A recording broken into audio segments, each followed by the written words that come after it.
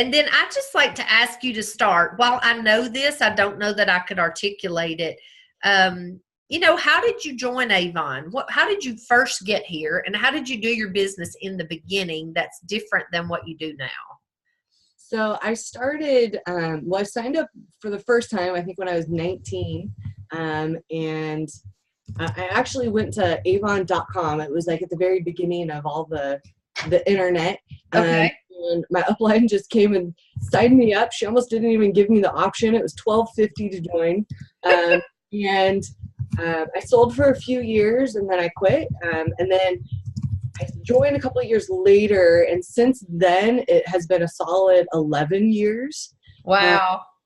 But the first like 7, 8 years of it, I was doing it just as a hobby, just to get my own products at a discount. I wasn't really working it as a business. And then when my life changed after I had my tree accident, and I wasn't able to work, I wasn't able to go to school anymore, I went to a conference in Las Vegas, and I saw and met all of these women who have built these businesses, and I thought I could do that too. And so then I just started working it, feeding it into my life. When I was going to doctor's appointments, going to physical therapy, I just started building it on my time, on my good days, and doing it online, making videos, and doing social media, and here we are. It's been a fun journey. Sorry, I'm capturing. So seeing people on stage at the conference really gave you that I can do this, right? Yeah. But then what I hear is that it evolved because you could do it when you had those good days. Yes. Yeah, I think just, the community at the conference was so great. I had no idea. That Avon, could be really paying my bills and, could be a career. And so going to that conference it was life-changing. That's the only bad part of video of recording this is that you can hear me clicking my keys. So I apologize. Life-changing. So let's think about let me finish this sentence here.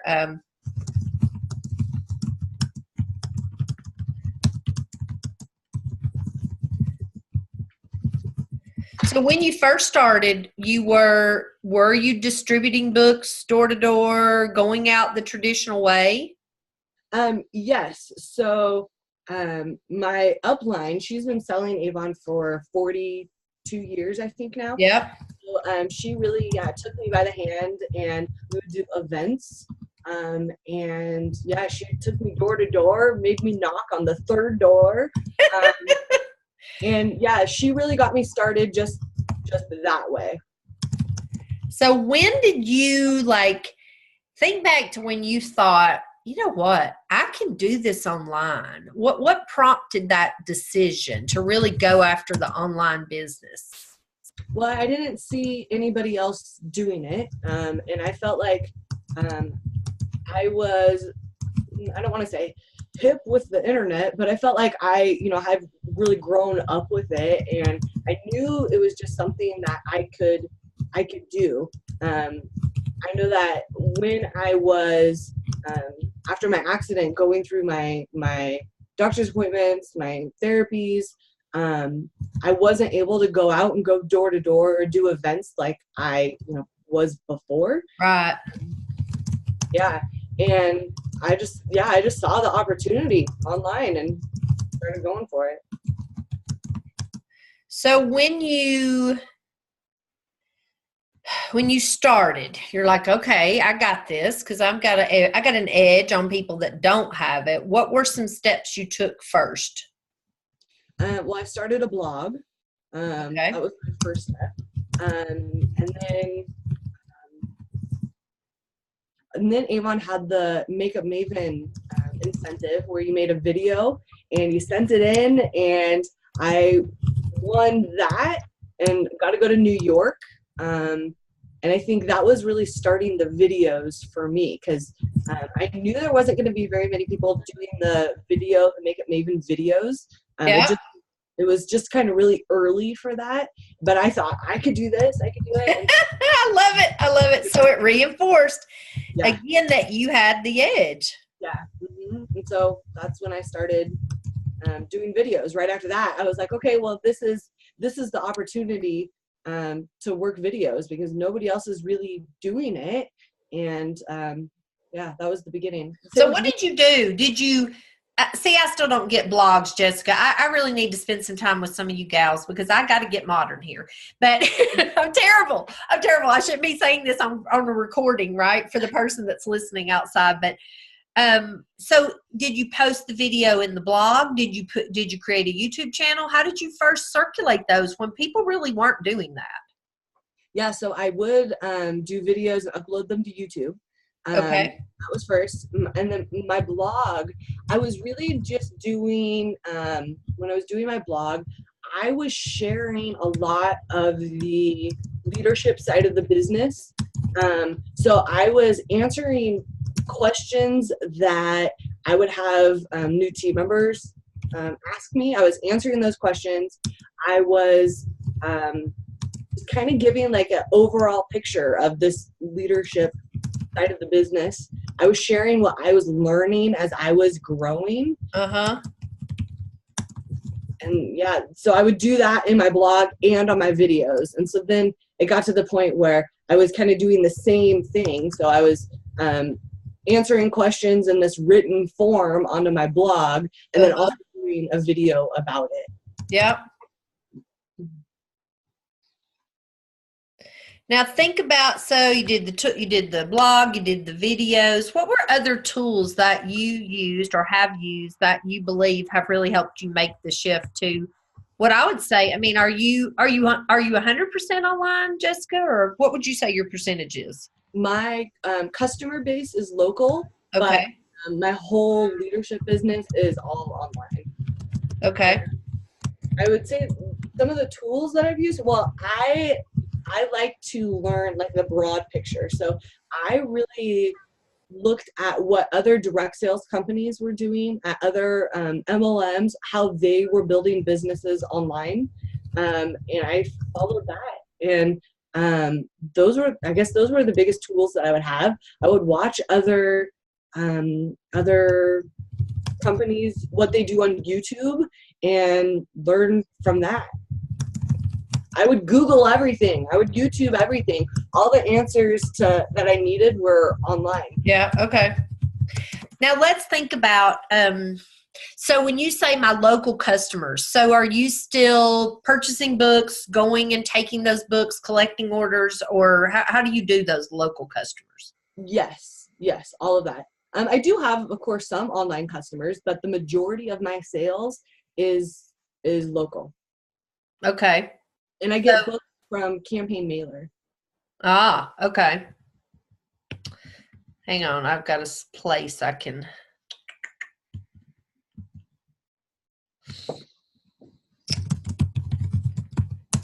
So you send the brochures by Campaign Mailer, and then what? What's your process to do your business? Then I usually send text messages to my customers as my follow-up or order reminders. And then they'll call me, send me messages. Most of my customers are either from church or I'll just see them around town. And usually I have a same delivery day. So I do 2 orders every campaign. So every Monday is my order day and my delivery day is every Thursday.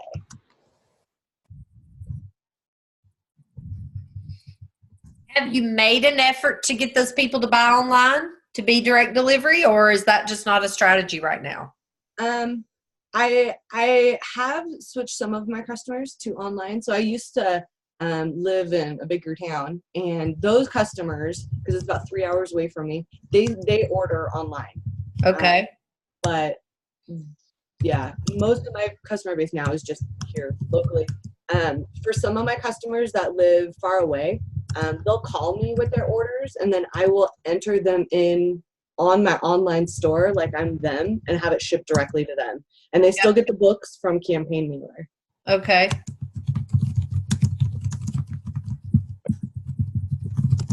I'm still working on the sales. I've given much more focus on sales onto my YouTube and on my blog, and I feel like I'm almost there. Like I feel like I'm at a tipping point for my sales to have more be online. I think it just takes a while.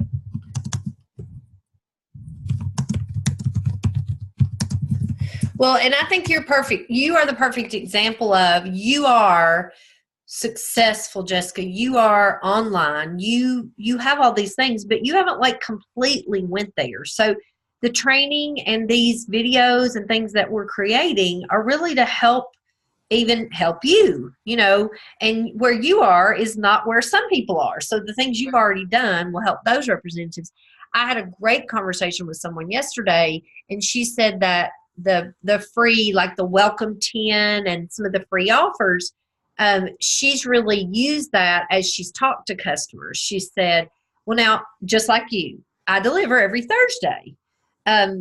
So, however, if you go online today and you order through my website, and I could do that for you right now, you're going to get a 10% discount that I don't offer, you know, when I personally deliver. So you would save some money, and you would probably get your products before Thursday. So that's how she has begun to leverage getting people online. And so she said then when someone does that, she mails them a thank you note and includes some samples in the personal note.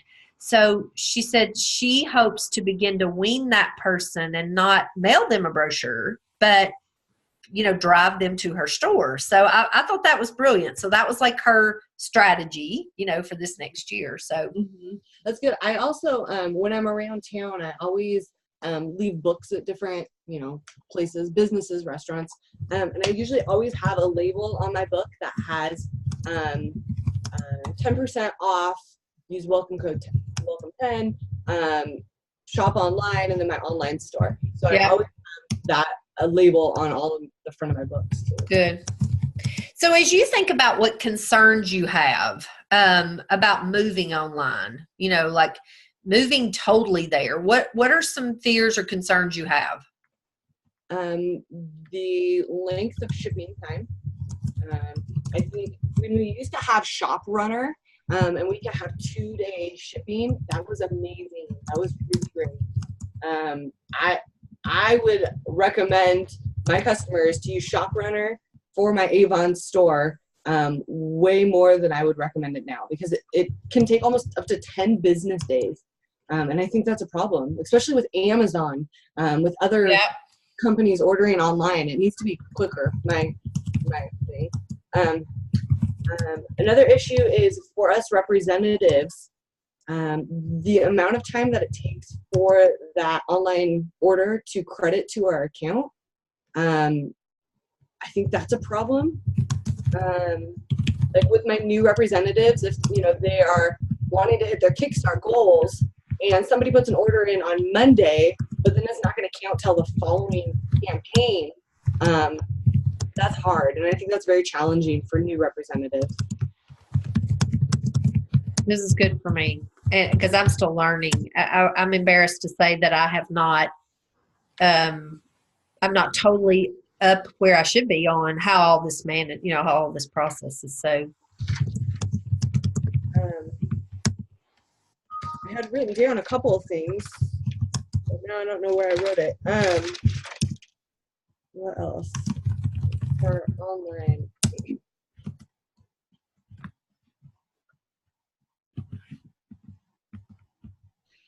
I still sometimes experience linking being incorrect because of either, I don't know, the cookies, or I don't know what it is, but a couple of my team members have had to call in their first couple campaigns because the orders that people had ordered did not get linked to them. I think that's discouraging as a new representative. Yeah, I agree.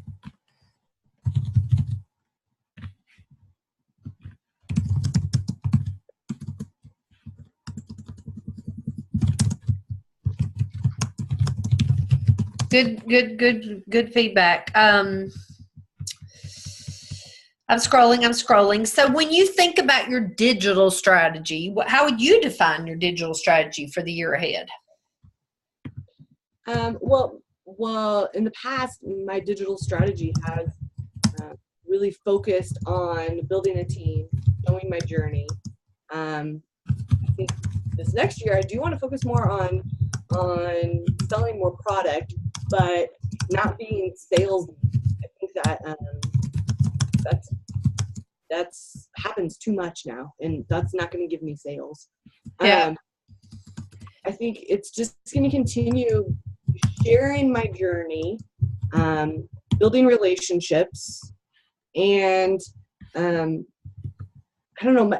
I think a lot of people focus on, the bigger the followers, the bigger the views, that they'll get more. But I really think it's more of if you know your market, your dream team, your ideal customer.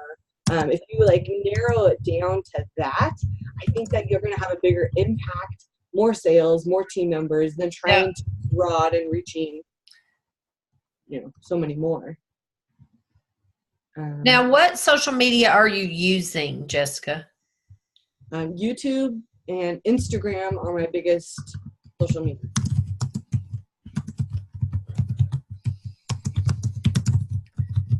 Now, you already shared that so when you think about your strategy with that, do you have a plan of how you post on those daily, weekly? I'm going to do this on these days, or maybe not. Yes. Okay. Yes. So on YouTube, my plan is to post every week. I would like it to be more than that, but I think that's sustainable for me every week. For Instagram, I have been, at the end of this year, I kind of had to relax a little, but my goal was to post every day, 6 days a week, and do the Insta stories, because I think that those are very powerful in getting people to know you, like you, trust you, want to buy from you, want to join your team. So, moving forward, I think my plan is to continue doing the Insta stories at least 3, 4, 5 times a day, and then posting the regular post on Instagram once a day. So what I do is I actually do plan it out. Usually Fridays are my planning day for the next week. So I take an hour on Fridays to plan out my social media strategy for the following week. And I write out all my posts, I get all my hashtags, so that during the week I could just easily post it every day. So I don't post in real time. I'll use older pictures or whatever. And can you do that through Avon's site, or you have to do the Instagram separately? I'm not sure if we included that or not.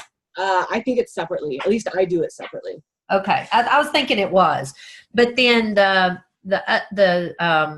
want to say social media center, and that's not the right term now, but the online, how you can do your post, has Facebook, Twitter. You can go ahead and plan those out through our system, right? Right. Yes. Do you do that? I have in the past. I've been using another platform for a couple of years now.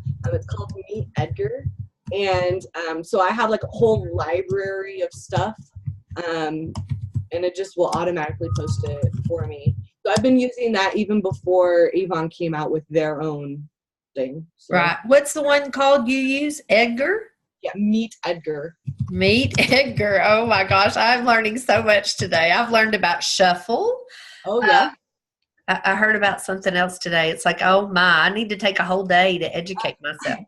So Meet Edgar is kind of like Buffer, if you've heard of Buffer. Oh yes, that was the other one. I was scrolling back to see what other people had said. Someone else said they use Buffer. Yeah, I use Meet Edgar because it allows me to keep a library of posts, so that I don't have to always go in and re-enter them. Once I put it in there, I set it and forget it. And Buffer does not do that. When I used Buffer a few years ago, it didn't. It might now, but I don't know. Okay, well that's cool to know. My daughter-in-law, sadly enough, works with Rodan and Fields. Oh, uh-huh.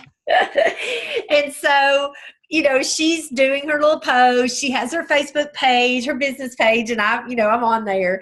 And so I'm always thinking, I wonder if she's using that. I wonder if she's doing all this manually or she's doing her own, I'm curious to talk to her about it. Yeah. I have to restrain myself because every time I talk to her about it, she kind of goes on defense. Mm-hmm. Because I think she thinks that I'm aggravated. I want her to be in direct sales. So she's got to find the right company for herself, Right. And, but I always think, well, I want to say, well, does RNF have this for you? Because at Avon, we have this. So that's so funny. Now you said you do a reminder text. Are there other consistent things you do with text or email that is part of your strategy? For sales or for my team? Sales. No,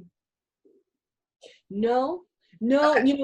I mean, honestly, I really haven't given a lot of my focus to my sales. I feel like I've been really just kind of just moving along with my sales. I've not given any kind of growth mindset to my sales at all. Okay, that's fine. Today it's been so hard for me because I want to do both, but I know for this project we're really trying to, not that we don't want to know how you're growing your team, but this is really just thinking through that whole sales customer piece. So I'm just trying to keep my focus because then the interview could go for 2 hours if I tried to do it too broad. So well, so now that I'm thinking about it, so what I do is so every campaign I make a what's hot YouTube video, and those videos I will send to my email list, so my customers. I will also send it usually to leads that I have. Okay. They could get to know me, get to know our products, and if they want to be a customer instead of joining, then that's fine. I also send my what's hot videos to my team to help get them to know more of the products. This is good. You're the first person that's actually shared something like this. That was kind of interesting that, some do, some don't do this at all. So I share this with that. I think that's good too, to share it with your team, because then they see different ways to do it, so. Mm-hmm. Yeah. Usually when I, do one video or one blog post, I try to make it fit different parts of my business. So I'll try to make it fit for my team, for leads, for social media. So I'll be able to share it in different ways, different platforms. So I'll get more than just one use out of that video. Yeah, exactly. Great. Oh, this has been great, and I'm out of time because I got another call, but I have your number, so I will follow up with you Monday to let you know what else I might need. Okay. Please say hello to your husband and have a Merry Christmas. Thank you. You too. Merry Christmas. All right, I'll reach out to you Monday. All right. Bye-bye.